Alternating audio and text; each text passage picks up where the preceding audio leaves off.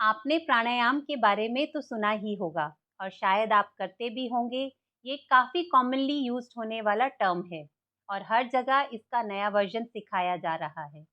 कुछ लोग box breathing को प्राणायाम बोलते हैं, तो कुछ 4-7-8 ब्रीदिंग को ही प्राणायाम बोलते हैं और कुछ लोग तो कपालभाति को ही प्राणायाम समझ लेते हैं। लेकिन असल में प्राणायाम कोई सिंपल ब्रीदिंग एक्सरसाइज नहीं है। ये प्राण को साधने वाली, प्राण को रेगुलेट करने वाली एक गहरी साधना है। इसे शास्त्रों में परम तप कहा गया है। इस वीडियो में मैं आपको बताऊंगी कि असल में प्राणायाम क्या है और हम स्टेप बाय स्टेप सबसे कॉमन मिथ्स को एड्रेस करेंगे। तो सबसे पहला और सबसे कॉमन मिथ कि कपालभाति प्राणायाम है।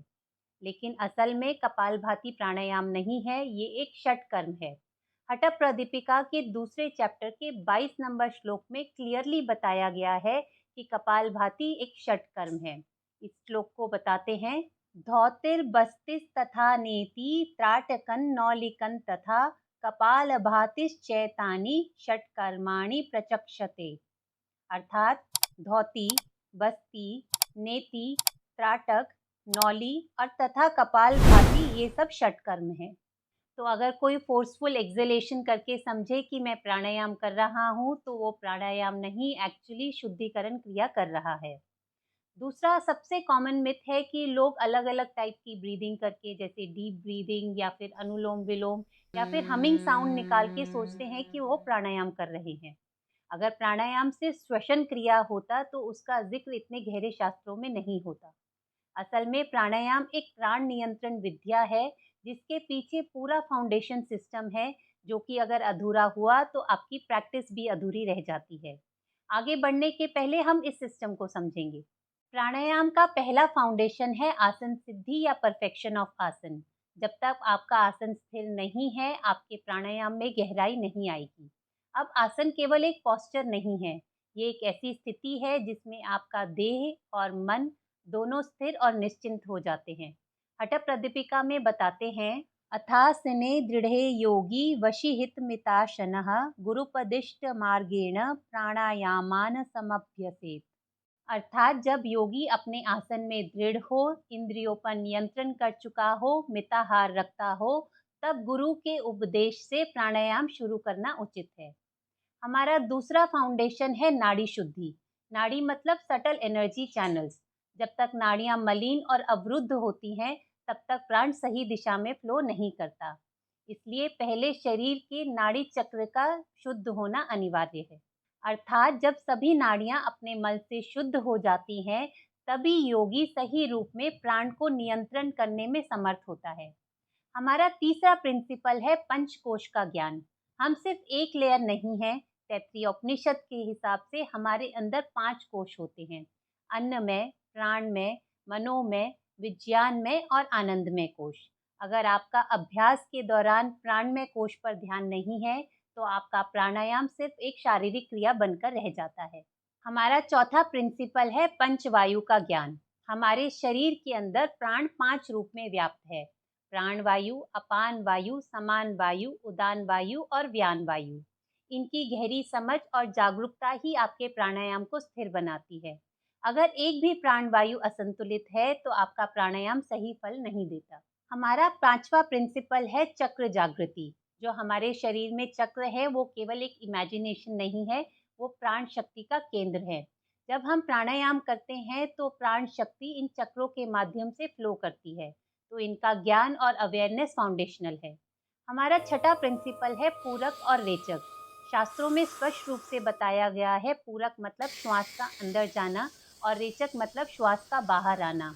इनकी समझ प्राणायाम के लिए जरूरी है, बट केवल ये ही प्राणायाम नहीं है। हमारा सातवां फाउंडेशन है मात्रा मतलब श्वास की अवधि और रेशियो। हठ योगिक टेक्स्ट में स्पष्ट रूप से बताया गया है कि पूरक और रेचक का एक स्थिर अनुपात जरूरी है, जो कि है 1:2। मतलब अगर आपने 4 मात्रा तक श्वास भरा है, तो आपको 8 मात्रा तक छोड़ना है। हमारा आठवां और सबसे मूल फाउंडेशन है कुंभक। अब कुंभक को सिंपल टर्म्स में हम ब्रेथ रिटेंशन बोल सकते हैं, बट केवल श्वास रोकना ही कुंभक नहीं है, बल्कि प्राण को अंतर्मुख करके स्थिर करना कुंभक है। कुंभक प्राणायाम की अंतरात्मा है। इनफैक्ट हठ योगिक टेक्स्ट में प्राणायाम को नाम ही कुंभक का दिया गया है। अगर आपका कुंभक नहीं है तो किसी भी ब्रीदिंग प्रैक्टिस को प्राणायाम नहीं कहा जा सकता। हमारा 9वां फाउंडेशन है बंद। 3 तरह के बंद होते हैं, मूल बंद, उद्यान बंद और जालंधर बंद। हठ प्रदीपिका में बताते हैं यथा सिंहो गजो व्याघ्रो भवद्वेष्ये शनैः शनैः। मतलब जैसे सिंह को धीरे धीरे वश में किया जाता है, वैसे ही धीरे धीरे प्राण को साधा जाता है। और इसमें बंद का बड़ा रोल होता है। बिना बंद लगाए कुंभक कभी भी नहीं करना चाहिए, नहीं तो नर्वस सिस्टम डिस्टर्ब हो सकता है। और बंद के माध्यम से ही प्राण का सुषुम्ना में प्रवेश होता है। और हमारा अंतिम फाउंडेशन है भाव। अगर आपके बाकी 9 फाउंडेशन सही है, पर अगर आपका भाव है ब्रीदिंग एक्सरसाइज का, तो आपका प्राणायाम कभी साधना नहीं बनेगा। पर अगर आपका भाव है तपस्या का, अंतर्मुखता का, तभी ये साधना आपके अंदर आत्मिक रूप से परिवर्तन लाता है। तो जब तक ये 10 फाउंडेशन पक्के नहीं हो जाते, तब तक किसी भी श्वसन क्रिया को प्राणायाम कहना गलत है। इसलिए आप देखेंगे कि हम अपनी वीडियोस में कभी भी प्राणायाम का यूज नहीं करते। हम बोलते हम भ्रामरी करेंगे या उज्जयी करेंगे या फिर ब्रीदिंग प्रैक्टिस करेंगे। कहीं पर भी आप ये नहीं सुनेंगे कि हम प्राणायाम करेंगे या कपालभाति प्राणायाम करेंगे या भ्रामरी प्राणायाम करेंगे। आप भ्रामरी कीजिए, बट उसको आप एक्सरसाइज के जैसे कर रहे हैं तो ठीक है। बट अगर आप उसको एक्सरसाइज के जैसे कर रहे हैं, बट उसको टर्म दे रहे हैं प्राणायाम का, तो वो शास्त्र के विरुद्ध है। अभी तक हमने 2 मिसकंसेप्शंस दूर किए। पहला, कपालभाति प्राणायाम नहीं है। दूसरा, कोई भी सिर्फ ब्रीदिंग एक्सरसाइज या श्वसन क्रिया प्राणायाम क्यों नहीं है। अब हम तीसरे मिसकंसेप्शन की बात करते हैं, जो कि है कि प्राणायाम करने से ऑक्सीजन बूस्ट होता है। आप बहुत सारी ऑनलाइन क्लासेस देखेंगे जहाँ पर बोलते हैं कि प्राणायाम करो तो आपकी शरीर में ऑक्सीजन का संचार बढ़ता है। बट सच इसका बिल्कुल ऑपोजिट है। जब आप प्राणायाम करते हैं और जब आप कुंभक लगाते हैं, मतलब ब्रेथ को रिटेन करते हैं, तो एक्चुअल में CO2 मतलब कार्बन डाइऑक्साइड बढ़ता है। और यही कार्बन डाइऑक्साइड इंक्रीज होने से आपका नर्वस सिस्टम रिलैक्स होता है, हार्ट रेट स्लो होता है और आपके माइंड को एक अलग शांति मिलती है। अगर इसको साइंटिफिकली समझे तो कार्बन डाइऑक्साइड बढ़ने से ब्लड वेसल्स डायलेट होते हैं, जिससे ब्लड फ्लो बेटर होता है। ब्रेन को सिग्नल मिलता है रिलैक्स करने का, मतलब वेगस नर्व एक्टिवेट होती है। इसी वजह से एंजाइटी सेटल होती है और एक मेडिटेटिव स्टेट रेडी होती है। तो अगली बार अगर आप सुनो कि प्राणायाम करने से ऑक्सीजन बढ़ता है, तो याद रखो कि प्राणायाम की शक्ति CO2 बैलेंस में है, ना कि सिर्फ हवा खींचने में। अब बढ़ते हैं अगले मिथ की तरफ, जहां पर लोग सोचते हैं कि प्राणायाम एक क्विक फिक्स है। आपने सुना होगा कि अनुलोम विलोम करो तो हाइपरटेंशन कंट्रोल हो जाएगी या BP कंट्रोल हो जाएगा, या फिर ये प्राणायाम थायराइड के लिए परफेक्ट है। लेकिन सच क्या है? हठ प्रदीपिका में बताते हैं यथा सिंहो गजो व्याघ्रो भवेद वश्य शनैः शनैः तथैव सेवितो वायुरन्यथा हन्ति साधकम। इसका मतलब है जैसे सिंह, हाथी और व्याघ्र को धीरे धीरे वश में किया जाता है, वैसे ही प्राण को साधना के थ्रू धीरे धीरे नियंत्रित किया जाता है। अगर इसे जल्दबाजी में या गलत तरीके से किया जाए तो ये आपको नुकसान भी पहुंचा सकता है। अब आप जो कैजुअली सुनते हैं कि BP के लिए आप ये प्राणायाम करो, तो ये इसी कॉन्टेक्स्ट में है कि आप BP के लिए ब्रीदिंग एक्सरसाइज तो कर सकते हो जिससे आपको BP में हेल्प मिले, बट आप प्राणायाम नहीं कर सकते। आप खुद सोचिए कि आपका एक तो BP हाई है, उस पर आप मूल बंद लगाएंगे या फिर कुंभक करेंगे, श्वास को रोकने की कोशिश करेंगे, तो आपका BP बढ़ेगा कि नॉर्मल होगा? आपका नर्वस सिस्टम रिलैक्स होगा कि और डिस्टर्ब हो जाएगा?